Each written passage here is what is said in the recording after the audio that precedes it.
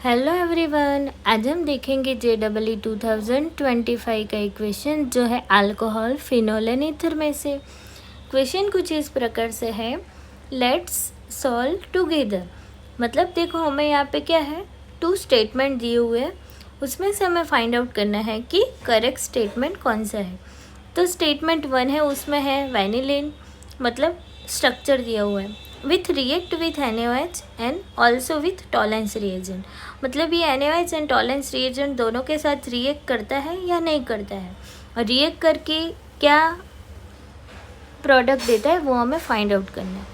Same to same second structure में भी क्या है, वैनिलीन ही है, लेकिन with undergo self hydral condensation very easily, वो हमें देखना है। तो अब देखते हैं हम इसका सॉल्यूशन।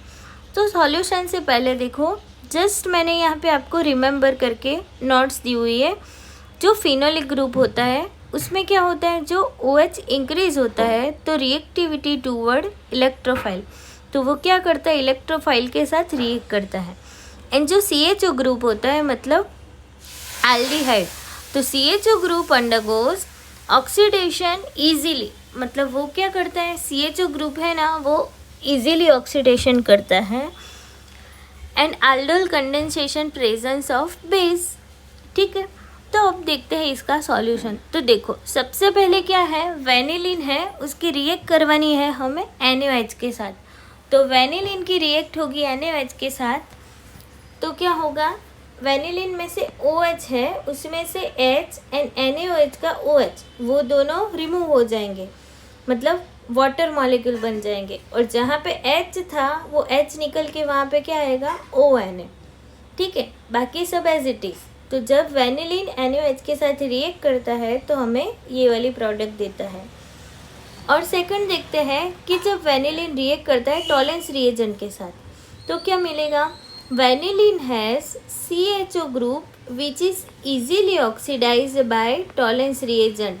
टॉलेंस रिएजेंट यहाँ पे हमने कौन सा यूज़ किया है, AgNH3 ट्वाइस प्लस ये क्या है हमारा टॉलेंस रिएजेंट। तो देखो, अब जब वो रिएक्ट करेगा किसके साथ, 2AgNH3 ट्वाइस H, मतलब प्लस 3OH माइनस, तो क्या होगा, ये CHO बॉन्ड है वो क्या हो जाएगा, ब्रेक डाउन हो जाएगा, मतलब इजीली ऑक्सीडाइज हो जाएगा। और ऑक्सीडाइज होके क्या बनेगा, COO माइनस, एन क्या हो जाएगा, यहाँ पे OCH3 था वो तो एज इट इज़ रहेगा, लेकिन यहाँ पे जो OH था वो OH का क्या हो जाएगा, फिर से ONA हो जाएगा, मतलब ये जो था वो इस तरह आ जाएगा, मुड़ जाएगा। और क्या बनेगा, यहाँ से Ag वो as a silver mirror test देगा, क्योंकि टॉलेंस रिएजेंट है वो क्या देता है, सिल्वर मिरर टेस्ट देता है। ठीक है, और बाकी क्या बचा, 2 2 4 NH3 प्लस 2H2O। तो जो स्टेटमेंट 1 है वो क्या है, करेक्ट स्टेटमेंट है, मतलब सिल्वर मिरर फॉर्म होता है एंड इसमें वो NaOH के साथ भी रिएक्ट करेगा। तो जो स्टेटमेंट 1 है वो कैसा है, ट्रू है। अब देखते हैं स्टेटमेंट 2। तो देखो, स्टेटमेंट 2 मतलब इसमें भी क्या है, वैनिलीन है, वैनिलीन क्या करेगा, aldol कंडेंसेशन करेगा। तो लेकिन aldol कंडेंसेशन के लिए हमें क्या चाहिए, तो aldol condensation require presence of alpha hydrogen on carbonyl compound, मतलब इसमें हमें क्या प्रेजेंट चाहिए कि जहाँ पे CHO ग्रुप है उसमें हमें Na मतलब अल्फ़ा H वो हमें प्रेजेंट चाहिए। तो हमें देखो अल्फ़ा H नहीं मिलेगा तो ये वाली स्टेटमेंट नहीं होंगी। ठीक है, तो हम देखते हैं वैनिलीन, मतलब CHO OCH3 and OH group आया। अब ये जो CHO ग्रुप है उसमें एक अल्फ़ा हाइड्रोजन होना चाहिए, लेकिन इसमें क्या है, एक भी अल्फ़ा हाइड्रोजन नहीं है। Without alpha hydrogen enolate ion can not be form, मतलब अगर इसमें अल्फ़ा हाइड्रोजन है ही नहीं तो इनोलेट आयन नहीं बनेगा। ठीक है, तो ये जो स्ट्रक्चर होगा वैनिलीन का, उसकी अगर हम NaOH के साथ रिएक्शन करवाएंगे तो aldol प्रोडक्ट नहीं फॉर्म होगा।